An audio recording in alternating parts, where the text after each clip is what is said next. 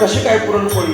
हा नाना तुला आवडते म्हणून गेली. मुक्तीने विचारलं, आई शिळ्या भाकरीच्या तुकड्याला मुकलेली आपण आज अचानक पुरणपोळी?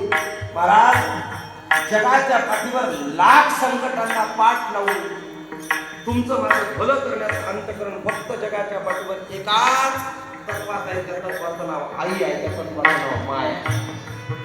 दुसरं म्हणा महाराज जुनी म्हण होती, शेजी सारं भात आणि माय बरोबर भात. शेजारीनं पोटभर खाऊ घातल्यावरती जेवढा माणसाला आनंद होतो का, त्यापेक्षा कैक पटीनं मोठी तृप्ती माणसाला आईनं हात फिरवल्यावरती होते. चौगुले परिवार घनदाट श्रीमंती आहे, भयंकर श्रीमंत व्हाल, यामुळे मोठा आनंद प्राप्त कराल. तुमच्या घरातली मुलं वाढ आईच्या आशीर्वादाने खूप मोठे होते. पण आज एखाद्या मुलाचं लग्न करत असताना खुर्चीवरती गळ्यात भरगच्च सोनं घालून डोक्यावरची पदर घेऊन अंगात कटकीची चोळी घालून भरणारी माय तुम्हाला लग्नात दिसणार नाही. तिचा अभाव असेल, तिची जागा कुणीच भरू शकत नाही. सगळ्या मुलांना समजावलं, संध्याकाळची वेळ झाली, चारी मुलं झोपली आणि चारी मुलं झोपल्याच्या नंतर विठ्ठल भक्त देहांत प्रायश्चित्ता करता निघाली. रुक्मिणी पाठोपाठ निघाली. पाठोपाठ निघाल्याने रुक्मिणीने झोपलेल्या चार मुलांकडे पाहिलं.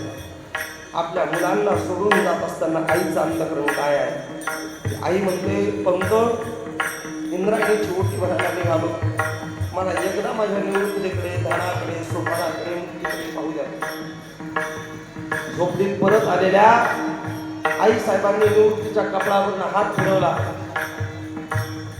आणि कपडावरून हात फिरवल्याच्या नंतर सांगितलं, निवृत्ती आमच्या जाण्यानंतर या सगळ्यांचा माय आणि बाप तूच आहे. ध्यानाच्या जवळ आले आई साहेब, गाढ झोपेत असलेल्या माझ्या 8-9 वर्षाच्या ज्ञानाला कपाळाचं अवधान केलं, कपाळावर हात फिरवलं, सांगितलं, ज्ञाना वयाच्या 9व्या वर्षी तुझ्या जीवनात आईचं सुख निघून जाईल. पण माझा आशीर्वाद आहे सगळ्या जगताला मायेचा आनंद देण्यावर तुझं अंतकरण उदात होईल. सोपानाकडे पाहिलं, कंठ दाटून आला आणि संभाजी बाबा चिमुकल्या मुक्ताईची मूठ आवडली, लहान लेकराची मूठ आवडते झोपे. त्या आवडलेल्या मुठीत आईसाहेबांचा पदर गच्च पकडला आणि त्या मुठीतून आज पहिल्यांदा पदर सोडण्याची वेळ आली आईला. मूठ सोडली, मुक्तीकडे पाहिलं, पदराचा गोळा करून तोंडात ओमनान ढसा रडत आई साहेब एखाद्या घायाळ पक्षीने सारख्या निघालेल्या आहेत. उडाली पक्षी गेली